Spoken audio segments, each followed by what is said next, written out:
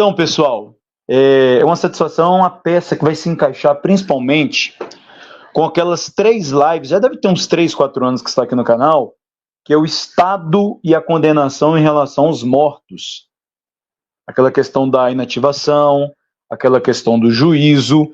Então aqui vai ter uma sequência, como eu falei com vocês, várias perguntas tinham em relação a milênio, e eu sempre falei de forma picada, de forma incompleta. Agora vão vir todas as peças do quebra-cabeça. Então aqueles versículos, tá, que eram ensinados de uma forma, se prepare com o entendimento, vai ser o original, mais profundo, e aquilo que parecia fazer sentido na explicação do sistema religioso, vocês verão que o sentido é muito diferente. Um sentido que vai fazer uma associação, uma conexão com todos os outros versículos. Como eu tenho aquela live aqui, não se casam nem se dão em casamento. Então nós vamos pegar aqui o contexto, nós vamos comparar versículos e nós vamos nos aprofundar. Boa noite, Samuel Benini. A casa é sua. Seja bem-vindo. Boa noite, Julião. Boa noite a todos os irmãos aí. Shalom, a paz do Eterno para vocês. Feliz aqui de estar no seu canal, uma honra. Tantas histórias, né? Tantas viagens, tantas coisas, e a gente tá aqui novamente. Muito, muito legal, tá? Tendo esse privilégio, essa honra de estar aqui no teu canal, meu irmão. Quero, já desde... Não sei se você que colocou minha tela aqui na frente ou de repente você caiu. Não. Eu que expandi. Okay. Obrigado. Quero agradecer, então, de antemão a todos os inscritos, ao pessoal. Vai ser uma live super interessante da gente abordar um tema que, talvez, na religião, né, quando a gente observa que tem temas que geram debates, significa que alguma peça está faltando, né? E o milênio, aquilo que o pessoal chama de milênio, né, ele é um tema que ele gera debates, né? Tem o pessoal milenista, né? O pessoal amilenista, que nega o milênio. Mas como a gente corrobora e como a gente coloca em harmonia os textos da Bíblia sem negá-los, mas compreendendo eles da maneira correta, né? Então a gente vai abordar um pouco disso no dia de hoje, tá? Mas agradeço aí pelo convite e pelo privilégio de estar aqui com vocês. Algo interessante, né, Samuel, que quando a gente fala de milênio, a gente está falando de um tempo, e os tempos são diferentes. Quando nós falamos de milênio, as pessoas têm que entender que milênio significa um éon, do grego, ou era. Mas não apenas como a gente, por exemplo, possa entender a era do rock and roll, a era do blues, a era do reggae, a era do pop. Não. Uma era não vai compreender apenas um estado temporal. Prestem atenção, uma era não é apenas uma questão de um estado temporal, mas de mudança principalmente de mundo ou de cenário. Por exemplo, quando nós utilizamos o termo Era de Atlântida ou Dias de Noé, tanto é que o Senhor Jesus fala dias de Noé, ou seja, o período a qual viveu Noé. Aquilo era um outro mundo, outras condições ambientais, atmosféricas, energéticas, geológicas, era literalmente um outro mundo estando aqui dentro dessa realidade. Mas tudo funcionava de modo diferente ou não igual a este mundo. Então, ou seja, era uma outra era que se findou. Então, o milênio é um éon. Então, ou seja, tem que ter uma transformação, não apenas pelo tempo, mas uma questão dimensional, uma questão de mudança de mundo. A segunda coisa, governo divino.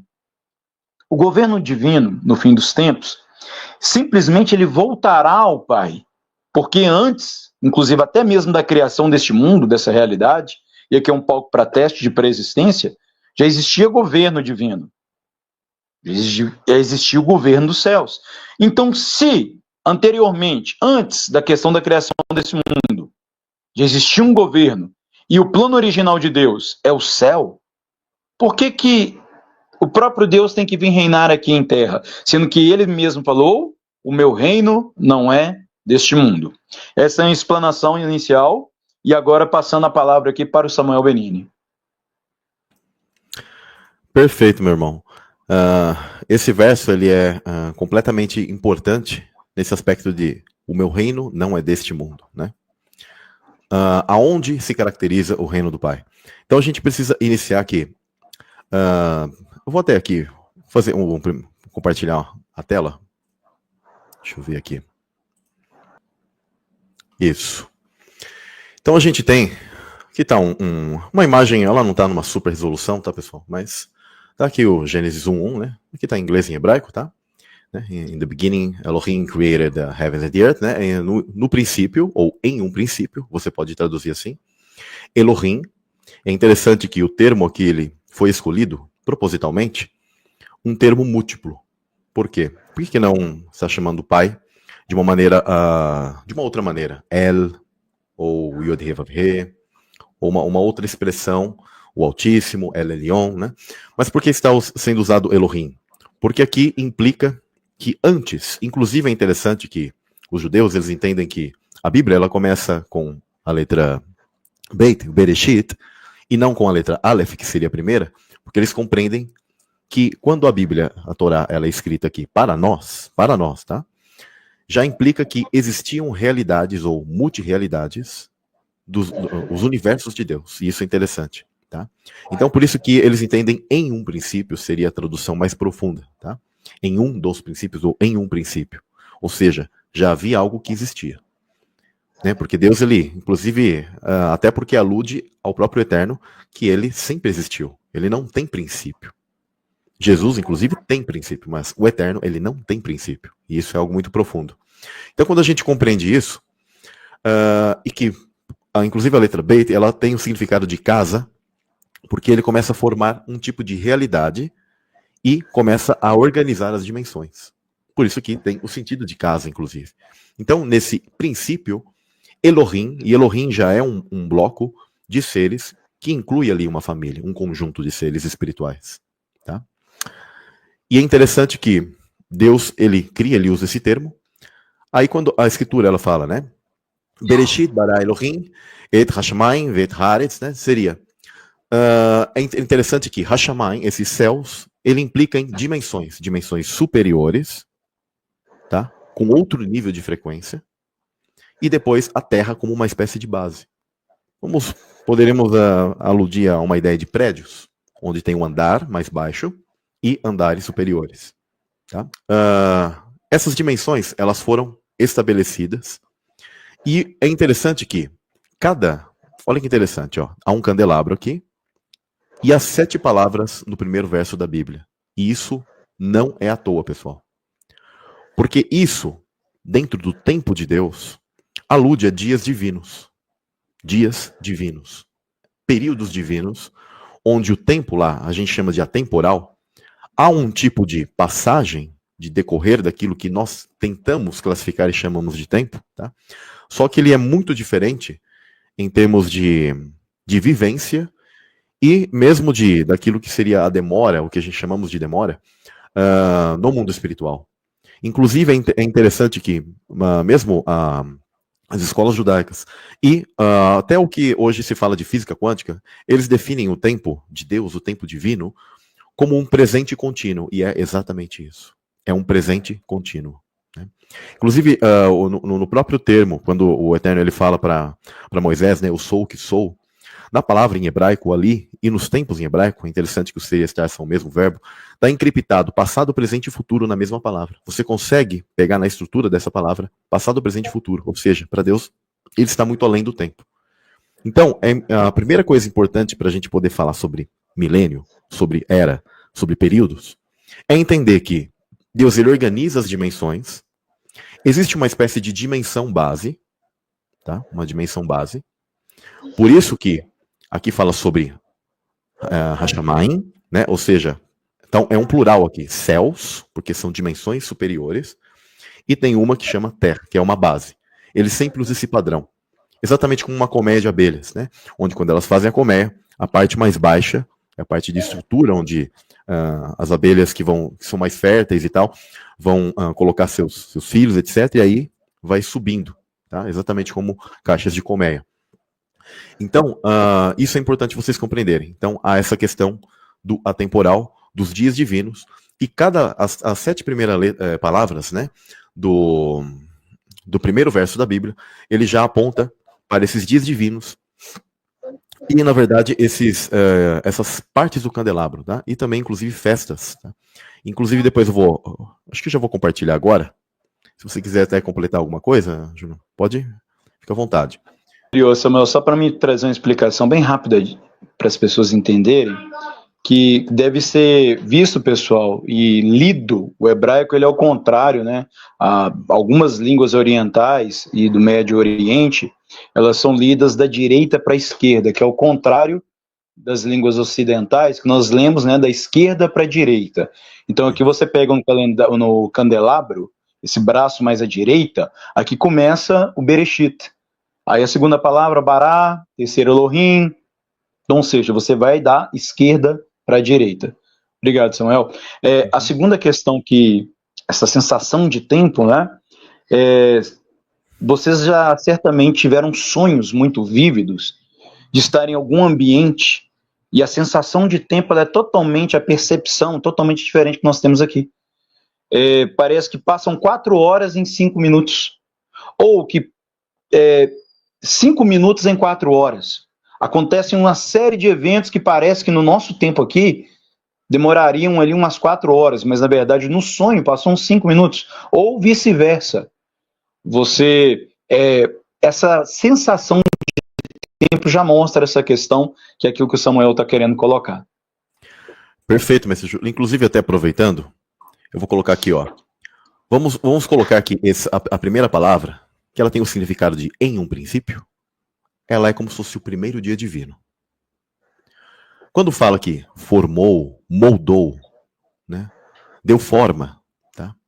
Eu acho muito interessante essa questão de dar forma, porque muito se traduz hoje em dia que seria criar como se pegasse algo não existente e aquilo surgisse. Só que o termo em hebraico, ele, na verdade, ele também alude a dar forma a algo existente, mas onde você pega isso existente e começa a dar o quê? Moldar aquilo. E isso é interessante quando a gente consegue acessar esses níveis. Esse seria uma espécie de segundo milênio, segundo braço ali. O terceiro, você já vê o termo Elohim, que é deuses e anjos, né? No caso, o Eterno, tá? O Espírito Santo, a figura de Cristo e também o exército celestial, tá? O quarto, isso é interessantíssimo, tá? Eu compreendo que a figura de Cristo, ela está aqui, ó, no meio do candelabro. Já tem um segredo aqui muito importante, né? Que quando Jesus ele fala, eu sou o alfa e ômega, né? Na verdade, essa questão de alfa e ômega, quando ele estava falando com João, ele com certeza está falando em hebraico, não em grego, tá? Apesar do texto ter sido escrito em grego, para que as nações tivessem acesso, né? No caso, a língua mais falada na época e o Império Grego, né? Em alta, o Império Romano também. Então, por causa dessas culturas que foi escrito assim, mas quando Cristo estava falando com João, com certeza ele falava em hebraico. E existe, dentro da tradição cabalística, que o Messias, ele está o quê? Em todo o Aleph, Tav, significa que é o Messias. Esse é o porquê. Jesus, né? Às vezes eu falo para as pessoas pensam, quando a gente fala o termo cabala, o pessoal pensa num rabino lá, daqueles barbudos, vestido de preto, com uma cara de mal, assim, né? Fazendo alguma bruxaria que não tem nada a ver, né? Na verdade, Jesus ele estava mostrando que ele era o Aleph Tav. Com certeza ele falou, eu sou o Aleph Tav. E é justamente esse Aleph Tav que está aqui, ó, no primeiro verso da Bíblia, onde os judeus eles sempre entenderam que era a figura do Messias, sempre presente em toda a Torá, em toda a Tanar, tá? Mas principalmente na Torá. Eles entendem que sempre há um segredo quando aparece o Aleph Tav. É por isso que Jesus ele disse, eu sou o Aleph Tav, né? Ou em grego, né? A primeira e a última letra, né? Eu sou aquele das quais todas as coisas estão alicerçadas, estão baseadas, estão focadas. Então, por isso que ele está justamente no meio, né, desse candelabro. Dando continuidade, depois a gente tem a palavra céus, né, nessa quinta haste. Depois tem o termo veet, que ele é um objeto direto, que ele não tem uma tradução, tá, mas significa algo que conecta e que vai apontar a algo mais à frente. Olha que interessante. E depois, na sétima haste, temos a palavra terra, né, no hebraico, onde a gente consegue compreender que o Eterno ele criou esses conjuntos E aqui está apontando para várias questões, tá? Aí a gente vai falar sobre o milênio. Claro que as pessoas sempre falam, o milênio, ele é nesta terra, etc. E aqui também é importante entrar uma coisa crucial para que vocês entendam. Neste primeiro verso, está falando sobre um tipo de realidade que Deus ele começa então a recriar, ou criar, tá? Moldar, estabelecer hierarquias, locais e dimensões. Só que quando a gente vê no segundo verso, que quando a gente lê aqui, ó, em Gênesis, deixa eu colocar aqui, ó, Gênesis 1, quando diz, né, no princípio criou Deus os céus e a terra, depois diz, a terra era sem forma e vazia, como eu sempre digo, você pode traduzir a terra tornou-se sem forma e vazia, tá? E houve trevas, né, sobre a face do abismo, e a rua, né, de Elohim, ela se movia sobre as águas. Então, aqui a gente compreende que há na verdade, uma desorganização daquilo que estava organizado no primeiro verso. Porque Deus, ele não trabalha na bagunça. Ele trabalha de maneira organizada. A maioria dos religiosos, eles compreendem que Deus, ele, quando fala que ele vai formar os céus e a terra, ele está tipo tudo bagunçado por causa do verso 2. Como se ele começasse a fazer as coisas na bagunça, né? Imagina um cara lá num escritório, aquele escritório tudo bagunçado. Não, não é assim, gente. Né? Quem diz que a ordem vem do caos são as sociedades secretas, né? O Eterno não, ele é a ordem, tá? Agora, esse caos aquático, essa questão que acontece no verso 2 é a queda dos anjos. E aí tem o verso 3, onde está conectado esse haja luz com a figura de Cristo, onde nele são depositadas todas as realidades. Então, primeira coisa que é importante vocês compreenderem, quando a Escritura está falando da criação aqui no Gênesis 1, os mesmos passos foram dados para a terra que nós estamos, tá? Os mesmos passos. Só que, na verdade, ali é a nova terra e novos céus. Poucos compreendem isso. Ali está falando sobre a nova terra e novos céus. Mas, repito, e esta terra aqui, Samuel? Essa aqui é uma terra antiga. É a terra do verso 1. Onde ela se torna em caos e ela é isolada. É justamente aí que nós entendemos que quando Adão e Eva, eles caem, eles são o quê? Expulsos desse paraíso, desse tipo de realidade, e vão para uma terra antiga. Essa terra antiga é esse local onde nós estamos hoje. Tá? Era para que nossa, digamos assim, nossa vida fosse nessa terra regenerada, nessa outra terra que Jesus ele formou. Só que como houve essa queda e Adão e Eva foram expulsos, nós estamos implicados nisso. Então aqui estamos nascendo numa outra terra, uma terra que era a primeira de todas. Tá? Eu não separei aqui, não sei se você depois quiser separar, mestre Júlio, a citação que fala que o Eterno ele não criou a terra para estar vazia. Né? E é nessa terra que a gente consegue compreender que era aquela primeira terra, né? E só que houve esse caos e isso aponta para a queda dos anjos. Tá? Só um detalhe, Samuel, enquanto você prepara aí, Isaías 46:10 diz assim, que anuncia o fim desde o princípio. E desde a antiguidade as coisas que ainda não sucederam. Ou seja, Deus ele revela o fim no princípio. Perfeito, mestre Júlio, exatamente. Porque são códigos, né? Isso é uma forma que o judeu, o hebreu, ele sempre trabalha. Tá? Ele faz coisas, digamos assim, quase como que paralelas, né? Espelhadas. Deus, ele faz assim. Então, o fim, a forma que, se você quer entender o fim de todas as coisas, estude o início de todas as coisas. Por isso que eu estudo muito o Gênesis, estudo muito a questão dos anjos, a queda dos anjos, o que ocorreu no Éden, todas as coisas, porque eu compreendo o fim de todas as coisas. Né? Então a gente consegue compreender uma espécie de maneira espelhada que os hebreus eles fazem, sabe?